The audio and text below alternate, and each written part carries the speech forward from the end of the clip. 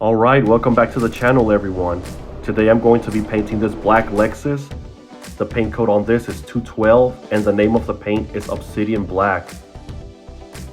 This is a solid black, meaning there is no pearls or metallic in the paint.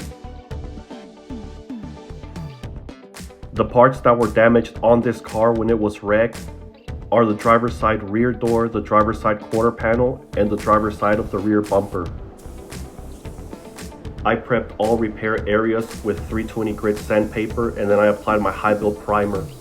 Once it was dry, I went and blocked it with 320 grit sandpaper, and then with a DA, I sanded those scratches out with 400 grit sandpaper.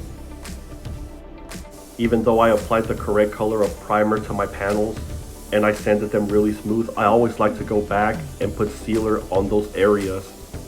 You never know if there might be a scratch or two that get away, there's burn throughs.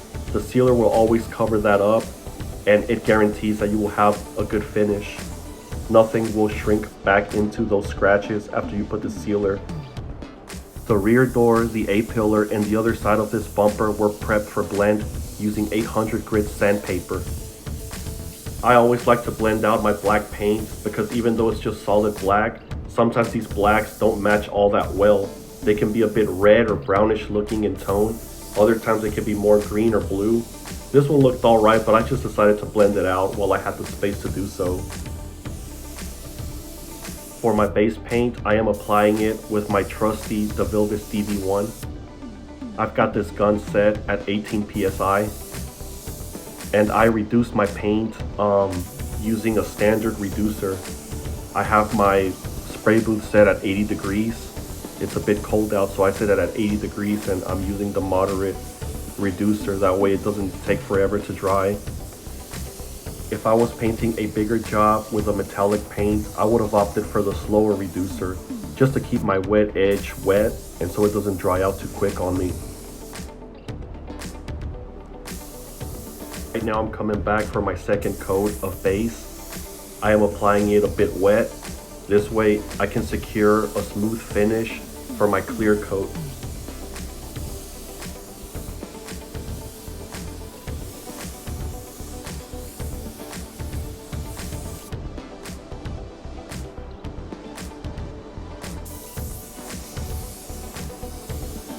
Right here for my blend, I am fanning out the paint just a little bit farther than where the first coat was originally applied. This way it integrates the color into the old paint and fades a little bit better. And I'm applying just a little bit of paint there. Had a little chip there, a bit of a scratch that I wanted to take care of for the customer. Here I'm just going around this bumper with my second coat just to finish that off and get ready for my clear coat.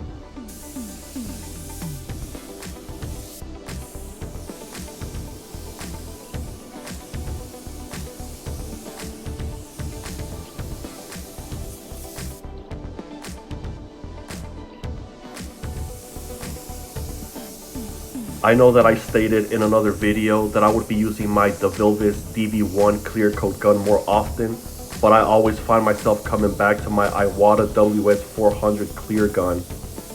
It's not to say that the other gun is a bad gun, it is a very good gun. In fact, I've got another video showing how well it sprays. But it's just the way this gun automizes. There's something about it that I really like. It leaves a very smooth finish. The DV1 clear coat gun also gives a really good finish. It's just a little bit thicker than what this Iwata produces. I think the DV1 is better for American finishes or European finishes. Like if you paint a Jeep or a Dodge Ram, stuff like that. You know, they have a bit more of a thick orange peel. I'm making sure my clear really gets on my panel, so I'm only spraying about 4 or 5 inches away from the panel. That way it doesn't create a bunch of overspray and I'm sure my clear coat is getting on there. My configuration today for this gun is 3.5 turns out on the fluid knob, and for my fan knob I like to turn it all the way out and then give it 2 turns in.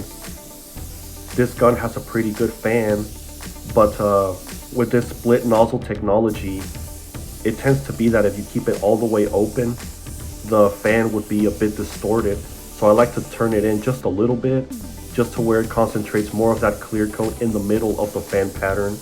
I always like to think that Iwatas are made for painters that know what they're doing. And I'm talking in regards to the fan, because with the split nozzle technology, almost all Iwatas have the split nozzle.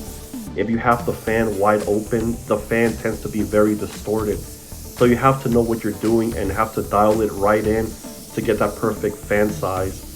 And this doesn't apply to all Iwatas. I have an Iwata W400 Bellaria edition, and that one doesn't have the split nozzle technology. It's got the regular round nozzle, just like a Sada gun. And I do think that is what causes those guns to give a thicker finish, like the Sada gun does. Iwata's patented split nozzle technology is what allows it to atomize the way that it does, unlike any other gun on the market. Of course, the downside, like I explained earlier, is that you have to dominate that fan pattern. But once you know how to dial that in the right way, you're off to the races.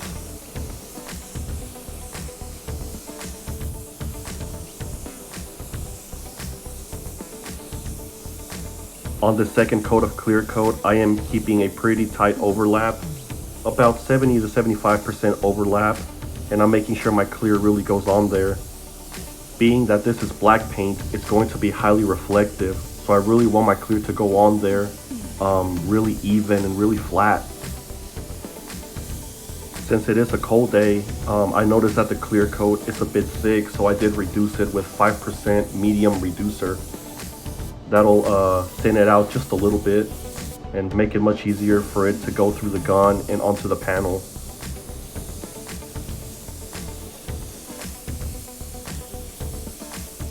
Again, as always guys, thank you so much for tuning in to Refinish Champ. I am very grateful that you are here. Please stick around to the end of this video to see the final finish and tell me your thoughts. See you on the next one.